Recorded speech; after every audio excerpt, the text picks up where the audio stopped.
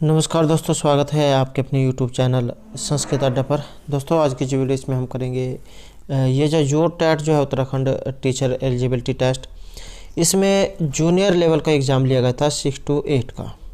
तो आज हम जो यहाँ पर इसका जो संस्कृत का जो क्वेश्चन पेपर है उसको करने वाले हैं। और यहाँ पर जो ये क्वेश्चन जो है ये सिर्फ जो उत्तराखंड टीचर एलिजिबिलिटी टेस्ट जो है इसके लिए ही नहीं, बल्कि आपका जो संस्कृत का कोई सा भी एग्ज़ाम है सभी के लिए जो है महत्वपूर्ण है, क्योंकि एग्ज़ाम में यही जो है क्वेश्चन है घूम फिर कर पूछ लिए जाते हैं, चाहे आपका कोई सा भी संस्कृत का एग्ज़ाम हो। तो इस कारण से यहाँ पर सभी जो प्रश्न है ये महत्वपूर्ण रहेंगे। और अगर आपने हमारी पहले वाली जो वीडियो नहीं देखी है तो उसे आप आई बटन पर क्लिक करके देख सकते हैं, या फिर हमारे चैनल की जो प्लेलिस्ट है वहाँ पर जाकर आप तक की जितनी भी वीडियो सभी को आप देख सकते हैं। तो एग्ज़ाम की दृष्टि से जो सभी क्वेश्चन यहाँ पर महत्वपूर्ण रहेंगे। और अगर आपने अभी तक हमारे चैनल को सब्सक्राइब नहीं किया तो सब्सक्राइब कर ले और साथ में जो घंटे वाला आइकन है इसे जोड़ दबाएं, जिससे जो आपको हमारे आने वाली जो वीडियो उसकी नोटिफिकेशन मिलती रहेगी। और दोस्तों वीडियो को लाइक कमेंट और शेयर जरूर कीजिएगा और हमारे साथ अंत तक बने रहिएगा।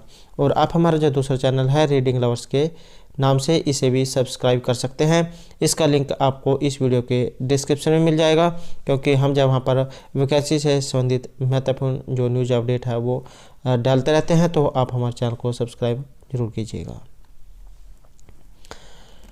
तो हमारा जो यहाँ पर पहला क्वेश्चन जो है ये रहेगा, नाट्य शिक्षण छात्रेषु भवति। नाट्य जो शिक्षण है इससे छात्रों के अंदर होता है। तो यहाँ पर रहेगा हमारा ऑप्शन ए, भाव प्रकाशन क्षमताया विकास। तो ये जो नाट्य जो है इसके ऊपर हमारे द्वारा पहले जो एक क्वेश्चन कराया गया है, और अगर आपने वो वाला क्वेश्चन नहीं देखा तो आप हमारे चैनल की प्लेलिस्ट में जाकर देख सकते हैं। इसके ऊपर अलग से जो है एक क्वेश्चन कराए गए हैं कि ये क्या होता है। तो नाट्य शिक्षण छात्रेषु भवति, तो इसके द्वारा होता है जो छात्र जो होते हैं उनके अंदर भाव प्रकाशन क्षमता का विकास करना। नेक्स्ट है भाषा शिक्षणस्य का विधि छात्रान परस्परम अंतः क्रियार्थम प्रेरयति। तो यहाँ पर परस्पर कहा गया है, जैसे एक ये छात्र का समूह है, एक ये है, ये आपस में जो बातचीत करेंगे, तो ये आपस में जो बातचीत करेंगे तो परस्पर ये होगी अंतःक्रिया। तो भाषा शिक्षण की कौन सी विधि छात्रों की परस्पर अंतःक्रिया के लिए यहाँ पर सहायक रहेगी। तो यहाँ पर जो क्रिया ये पूछा गया है, पहला है व्याकरण अनुवाद विधि अनौपचारिक या संप्रेषण विधि। तो छात्रों के अंत में जो है बातचीत होगी तो वो उनके बीच जो है संप्रेषण होगा, बातचीत होना, संप्रेषण होना। नेक्स्ट है यदा छात्रः कालस्य अवधारणम् अवगन्तुं समर्थान् भवन्ति तदा उपचारात्मक कार्यं किं भविष्यति। जब छात्र समय की अवधारणा को जानने की इच्छुक हों, चाहते हो, तो उसका उपचार या फिर वहाँ पर क्या रहेगा। तो यहाँ पर जो आंसर है ऑप्शन सी हमारा रहेगा, लकार अनुगुणम रूपानाम श्रवणम वाचनम वाक्य प्रयोगम च। तो छात्र कालस्य अवधारण अवगंतुम समर्थन भवन्ति तदा उपचारम, तो वहाँ पर उपचार रहेगा उनके लकार जो है उनके रूप, श्रवण याद करना, वाचन वाक्य प्रयोग, ऑप्शन सी। नेक्स्ट है येषां बालानां भाषा विकास मंद गति न भवति तेषां अभिप्रेरणार्थम का विधि समीचीन है। तो जो कोई छात्र जो उनका अगर भाषा का विकास धीमी गति से होता है, मंद गति से, तो इसके लिए यहाँ पर क्या किया जाना चाहिए अभिप्रेरणा के लिए। तो यहाँ पर माना गया है ऑप्शन सी को, परस्परम संभाषणार्थम प्रोत्साहन।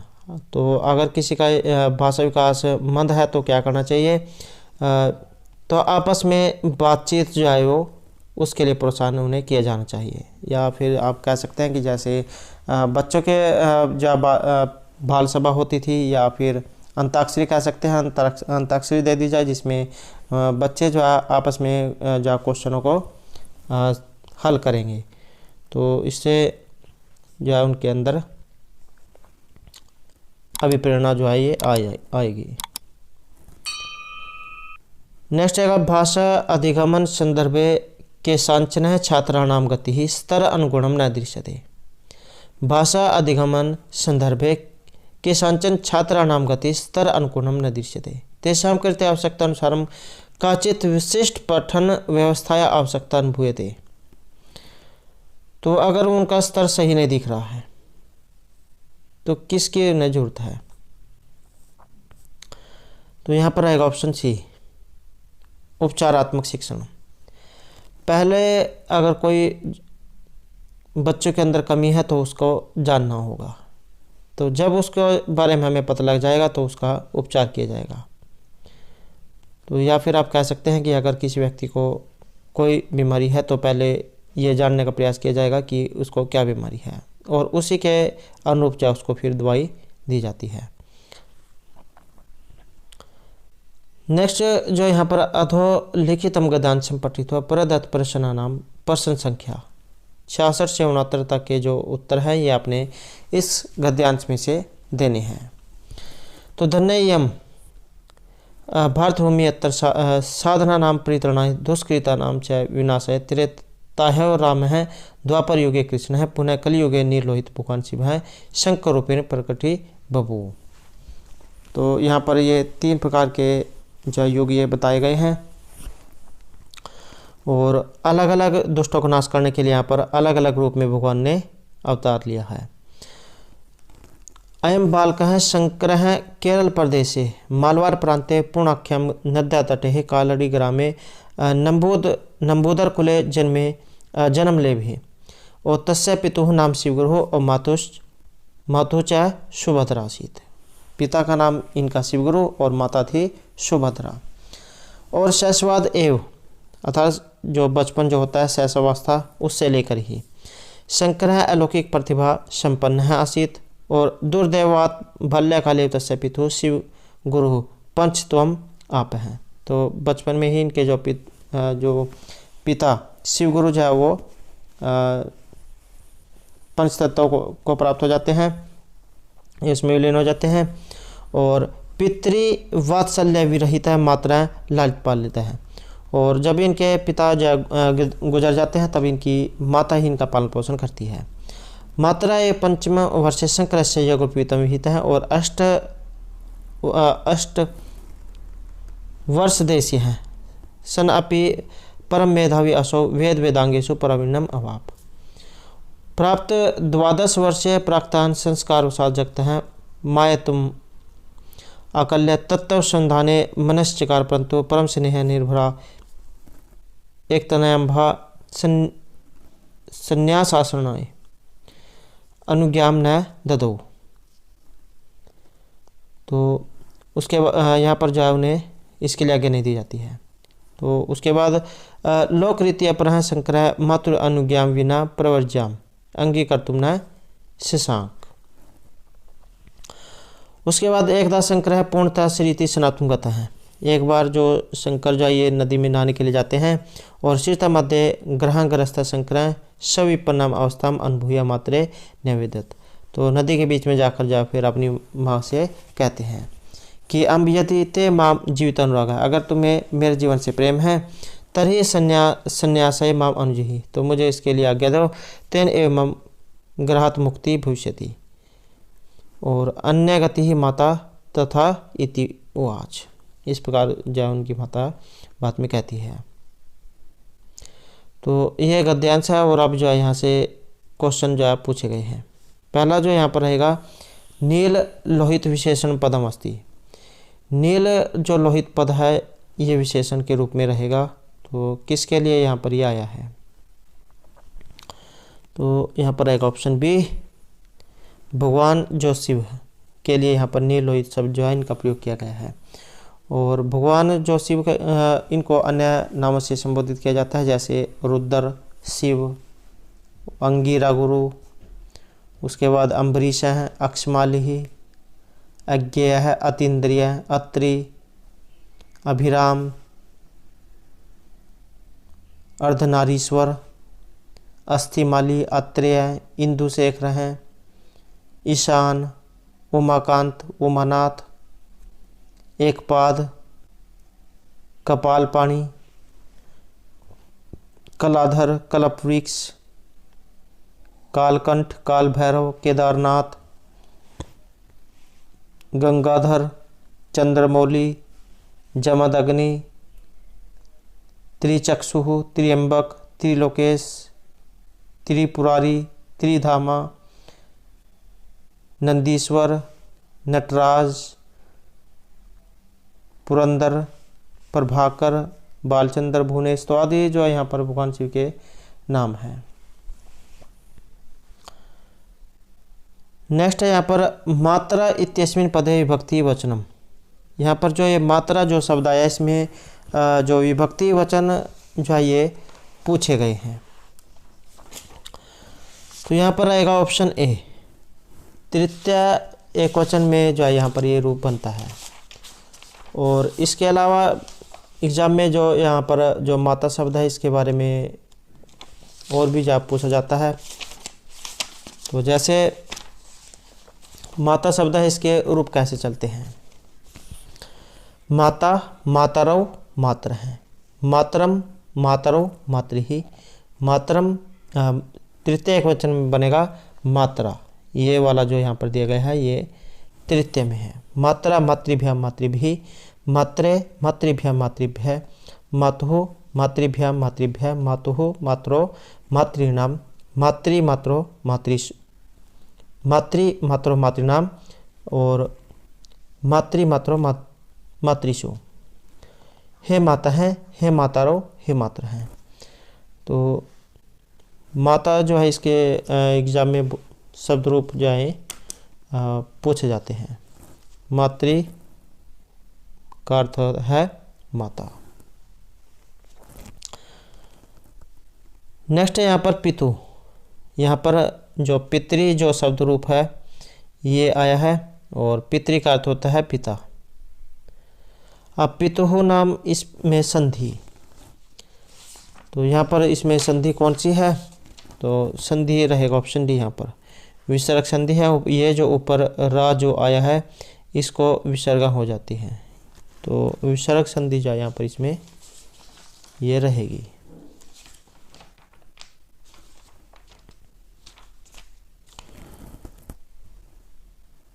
और अगर एग्जाम में इसके जो यहाँ पर ये जो पितु जो आया है इसके शब्द रूप कई बार एग्जाम में आ जाते हैं। तो इसके शब्द रूप कैसे चलते हैं। जैसे पिता, पितरौ, पितर हैं। पितरम, पितरौ, पितरीन। पितरा, पितृभ्याम, पितृभिः। पितरे, पितृभ्याम, पितृभ्यः। पितुः, पितृभ्याम, पितृभ्यः। पितुः, पितरो, पितॄणाम। पितृपितरो, पितृषु। हे पिता हैं, हे पितरौ, हे पितर हैं। तो इस प्रकार से जो है यहाँ पर इसके रूप ये चलते हैं।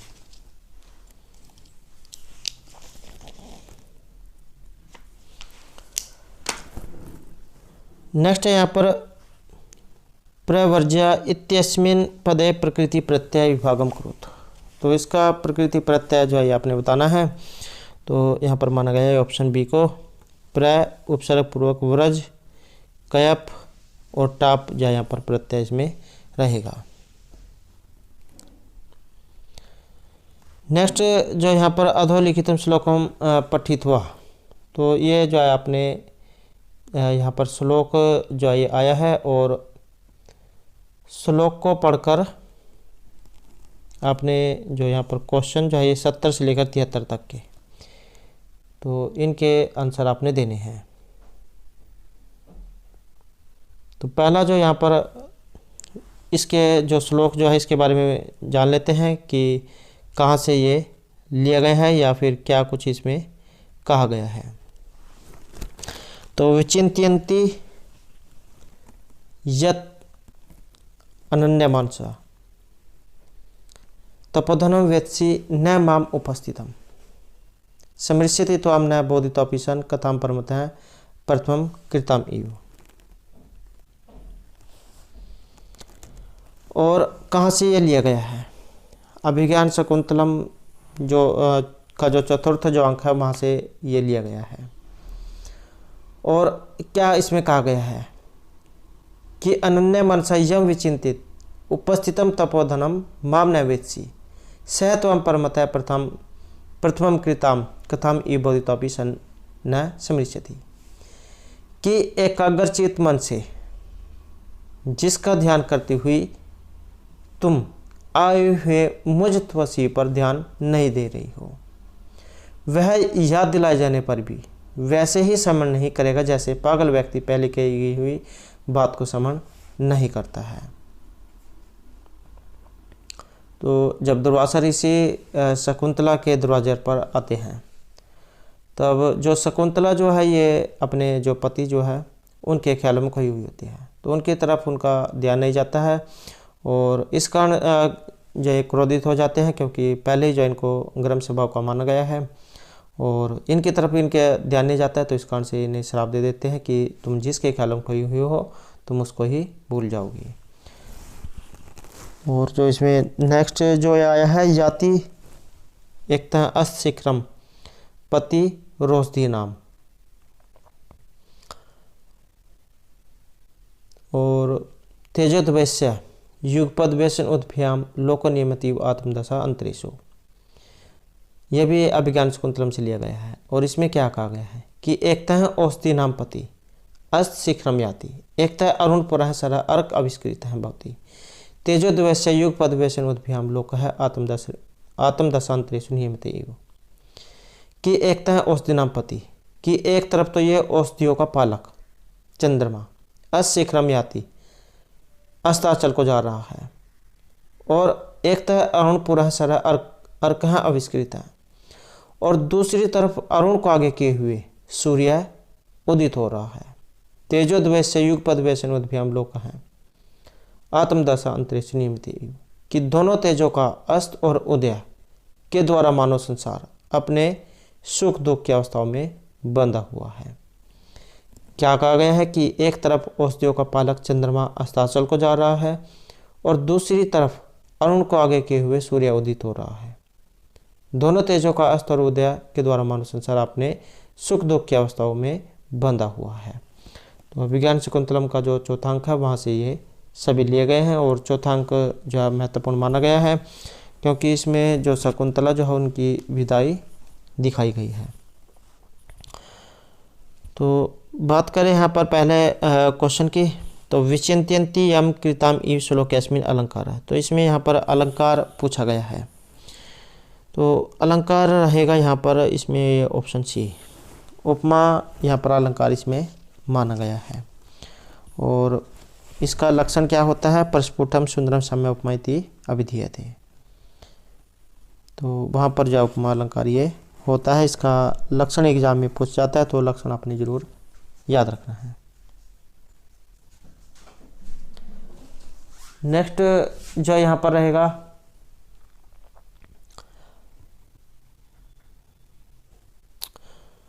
यह क्वेश्चन है अर्क है इति अर्थे समानार्थी पदम अस्ति, अर्क जो है इसका पर्यायवाची शब्द पूछा गया, समानार्थी शब्द, तो ये रहेगा ऑप्शन ए सूर्य है, इसका जो है पर्यायवाची समानार्थी शब्द यहाँ पर रहेगा।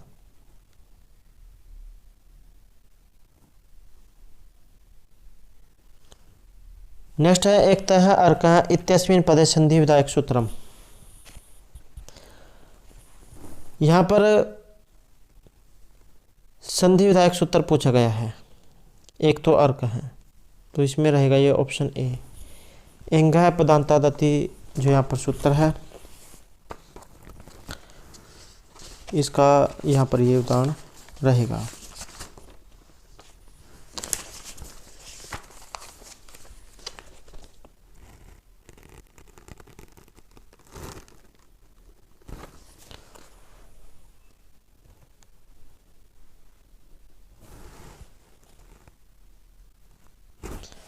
नेक्स्ट जो यहाँ पर विचिंत्यंती क्रियापदस्य कर्तृपदम,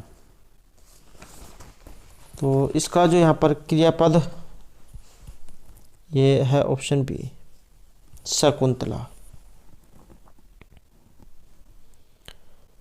नेक्स्ट है ऊ स्वरस्य उच्चारण स्थानम, ऊ जो है इसका उच्चारण स्थान, उच्चारण स्थान वाला जो क्वेश्चन है एग्जाम में जो एक जरूर पूछा जाता है, तो ओ का तो है ओष्ठ, और अ को है विसर्जनम कंठ, आ हो गया, और जैसे कवर्ग है और ह, और उसके बाद विसर्ग है, इनका जो उच्चारण स्थान है ये कंठ होता है।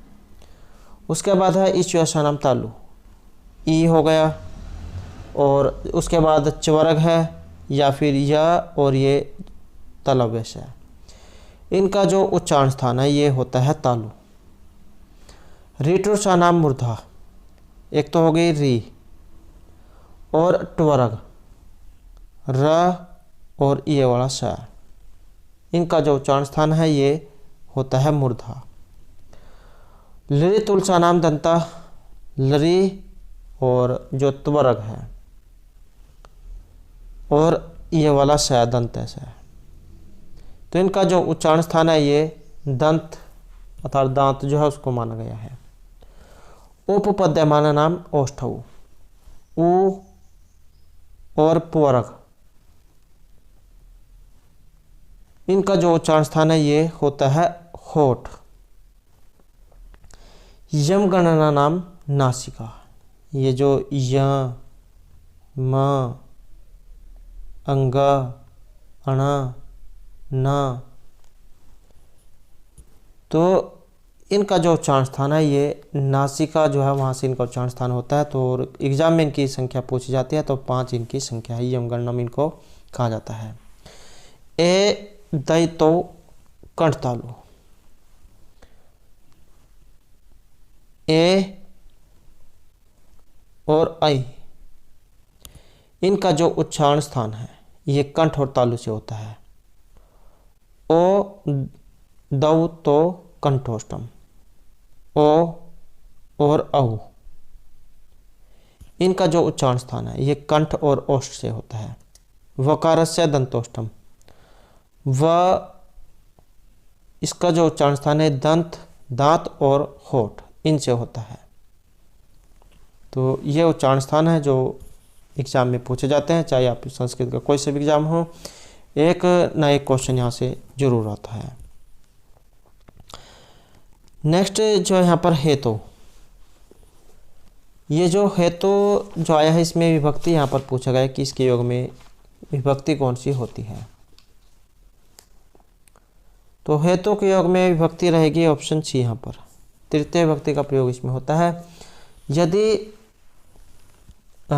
हेतु, हेतु का अर्थ होता है कारण, कारणबोधक शब्दों में तृतीय होती है, जैसे अध्ययनेन सह अध्ययनेन वस्ति, और विद्या यशः भवति। तो यहाँ पर जो वास जो है इसका हेतु अध्ययन और यश का हेतु विद्या। तो जहाँ पर ये कारण जो हो तो वहाँ पर तृतीय विभक्ति का प्रयोग होता है। नेक्स्ट ओ स्वर अस्ति, ओ यहाँ पर स्वर है, तो किस प्रकार का ये स्वर है। यहाँ पर जो सी आंसर है ऑप्शन डी, विपरीत इसे माना गया है।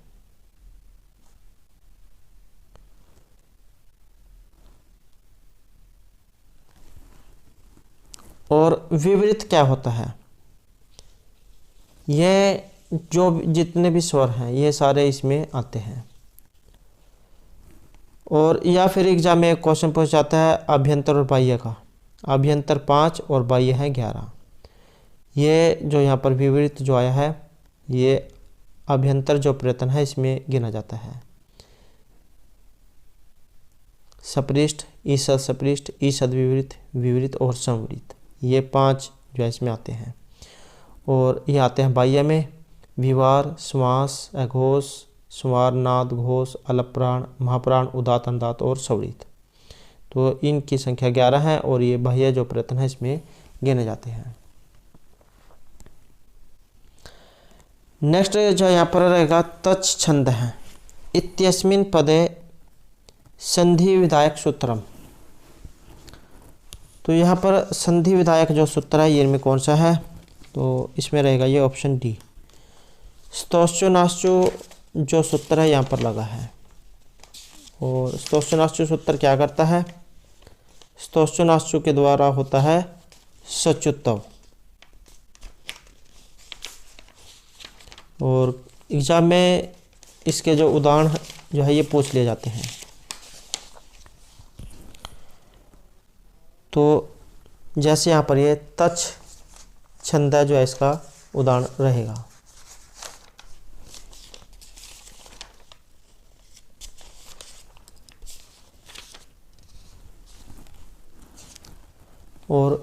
और भी जो एग्ज़ाम में इसके पूछे जाते हैं,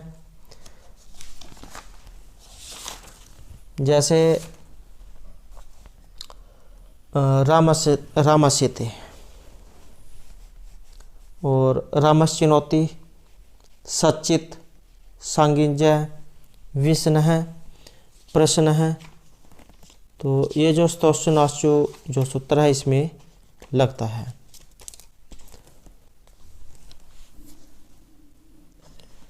ये जैसे और हो गए राजन है, इसका जो रूप है बनता है राज्य है, ये राज्य है जो बनता है। इसमें जस्तुत्व ये स्तोश्चनाश्चु ये जो सूत्र जो है स्तोश्चनाश्चु इसमें लगता है। और सच्छत्र हैं, यज हैं, उज्ज्वल हैं, ईश्वर जागते हैं, हरीश छत्रधर हैं, ग्रामस्थ चलित हैं, सच्चित, सज्जन है, सच्चरित्रम, तच्छवि। तो इनमें ये जो स्तोश्चनाश्चु सूत्र ही लगता है। और एक जो है इसी से मिलता जुलता है स्टोनाष्टु, ये स्तुत्व करता है।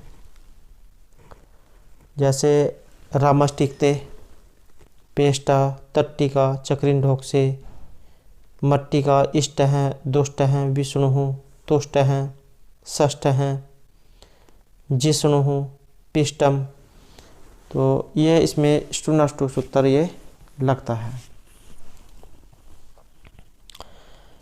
नेक्स्ट जो यहाँ पर निम्नलिखित पदानि किम कथ्यन्ते। तो यह पद पूछा गया किस प्रकार के हैं।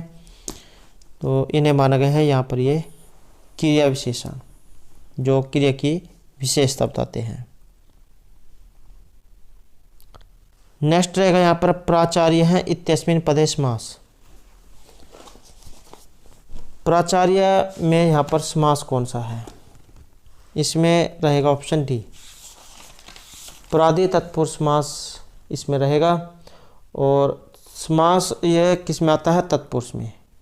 और यह जो तत्पुरुष समास है इसके जो उपभेद है उसमें आता है।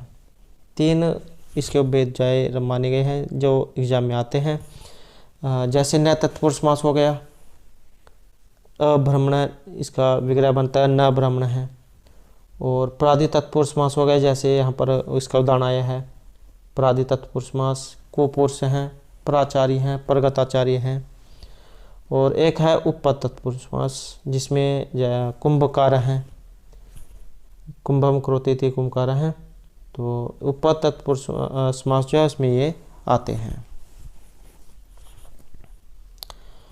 नेक्स्ट है यहाँ पर सुमित्रायाः पुत्रा इत्यस्मिन् विग्रहे किम रूपम। सुमित्रायाः पुत्र हैं, तो यहाँ पर रहेगा ये ऑप्शन बी, सौमित्र हैं। नेक्स्ट है स अहसत इत्यस्य भाववाच्यस्य वाक्यम। तो यहाँ पर यह आपने देखना है। वैसे तो पहले जो वाच्य हैं 3 हैं, कर्तृ, और भाव। तो ये जो भाववाच्य पूछा गया है स अहसत, सा जो यहाँ पर ये आया है, ये आया है स्त्रीलिंग में। अगर यहाँ पर पुल्लिंग होता तो इसके पीछे विसर्गा होती। तो ये यहाँ पर पुल्लिंग में है। और सा का बनता है तृतीय एकवचन में तया, तो ये बनेगा तया हसीतम। नेक्स्ट है यहाँ पर मातृ शब्द सप्तमी और एकवचन में। माता जो शब्द रूप है इनमें से ये लिया गया है। और सप्तमी एकवचन में रूप बनेगा ये ऑप्शन बी, मातृ। और द्विवचन में बनता है मातरो। ये वाला। और जो मातुहु जो आया है ये बनता है पंचमी और षष्ठी में।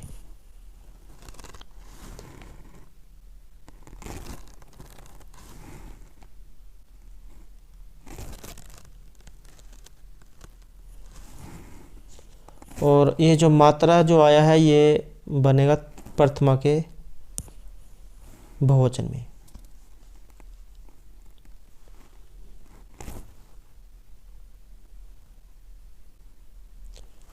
नेक्स्ट है यहाँ पर रुद्राणी।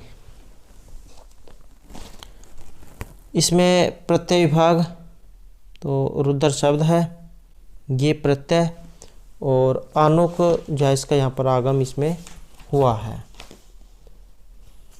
और इसी से मिलते जुलते और भी एग्जाम में पूछे जाते हैं, जैसे इंद्राणी और वरुणानी, भुवानी, सर्वाणी, रुद्राणी, मृडानी। तो इसमें सभी में आनुक जाय आगम रहेगा। आनुक आगम और गीस जो इसमें प्रत्यय है।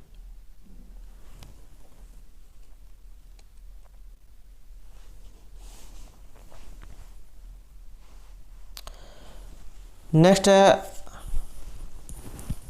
हम्यम पर्यायवाची पदम। तो इसका पर्यायवाची है ये प्रासाद, महल। नेक्स्ट है शुद्धम पदम अस्ति। तो शुद्ध रहेगा ऑप्शन डी यहाँ पर, प्रातः भ्रमणम लाभदायकम। नेक्स्ट जो यहाँ पर मिलान करना है और इसका रहेगा ऑप्शन बी। और इसे आप किस तरीके से मिलान कर सकते हैं, जल्दी भी मिलान होगा और अगर आपके पास क्वेश्चन आता हो तब भी इसे आप आसानी से कर पाओगे। तो पहले आपने जो इसमें एक देख लेना, जैसे यहाँ पर 4 ऑप्शन है, जो भी अगर आपके पास इसमें एक आता है तो आपने वो मिलान करके देख लेना है। जैसे मेरे से भर्तृहरि है, इनके द्वारा रचित है वाक्य पद्यम। तो आपने इन 4 ऑप्शनों में देख लेना है कि इसके साथ कौन सा मैच कर रहा है। तो इसमें 3 सही हैं और 1 अलग है। उसके बाद अगर आपके पास दूसरा आता है तो दूसरा भी मैच करके देख लेना है।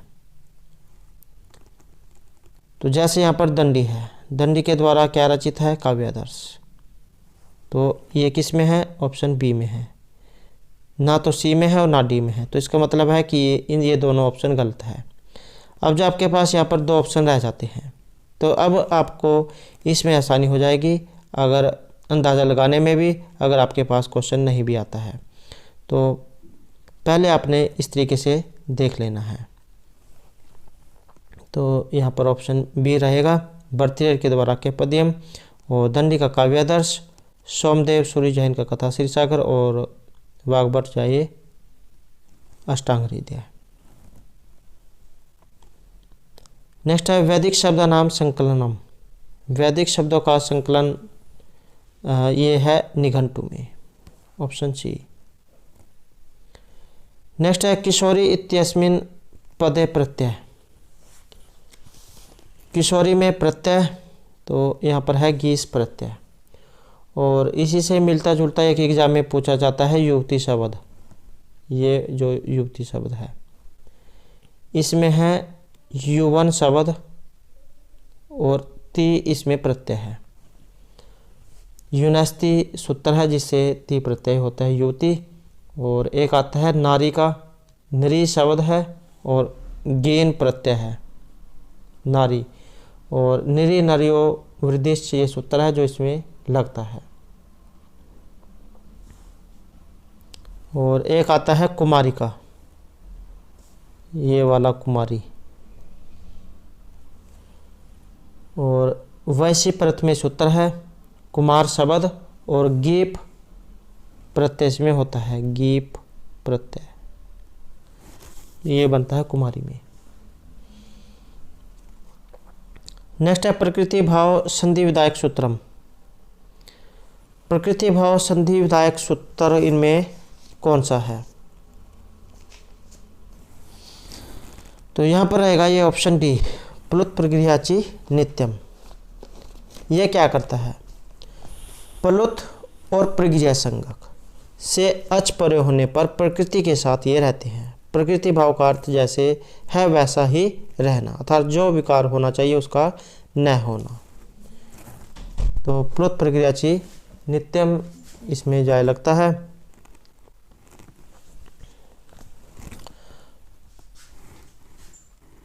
और प्रकृति भाव जाए करेगा।